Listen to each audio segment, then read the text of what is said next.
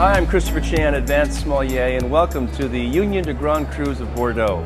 We are here today in Seattle, Washington for the 2020 Vintage Tasting, a showing of extraordinary prominence and prestige for Seattle.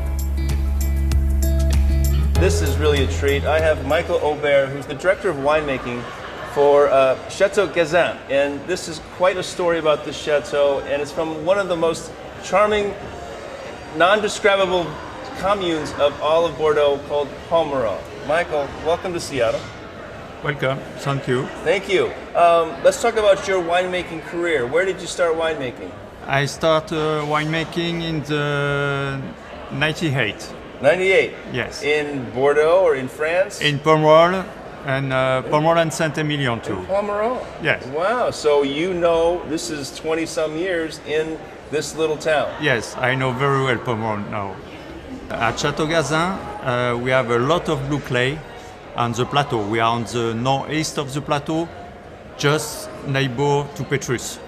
And in fact, we are between Petrus and Château l'Évangile from Rothschild family. It's a family estate, and the Bayancourt family. They came from north of France in 1980, and they bought Château Gazin. So they are the same owner since 100 years. Tell me, what is the cepage for this? What grapes grow in? Is this 100% Merlot? No, Okay. we have just two vintage 100% Merlot, and the 2012 and 13, because Merlot is the first variety to be ripe. To ripe, yes, so it ripens early. And for these two vintage, the ripeness wasn't a little bit difficult to keep. Typical vintages, yes. Yes. So we did 100% Merlot. This wine, the weather was very good. It's a great vintage. And the summer a little bit dry. So we harvested very early. And for the blend, we used a lot of Merlot, 92%. Oh.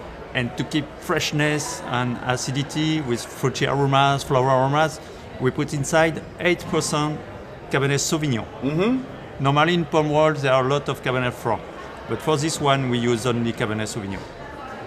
From the vintages, is 2020 to your liking? Is this exciting or is this fabulous? It's fabulous. It's yes, fabulous. Yes. I think it's better than 16 or 15. It's less stronger, but well balanced, more elegant, very long on mouth.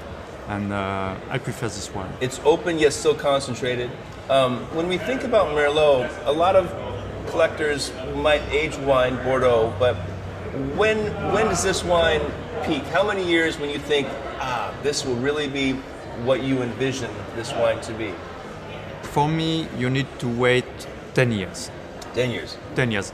It's start, very easy 10 to years. drink now because tannins are very silky. It's amazing. But in my mind, and with my experience, I think after 10 years, between 10 and 15 years, it will be at the optimum. The 2020 vintage of Bordeaux is absolutely fantastic. Great structure, it's plush, it's ripe, it's really pretty wines. And I have to attest that this is really a phenomenal opportunity to taste. So if you're not familiar with the Union de Grand Cru of Bordeaux, get familiar with me, Christopher Chan, Advanced Sommelier. You'll find me on Facebook and Chris@seattlesomm.com.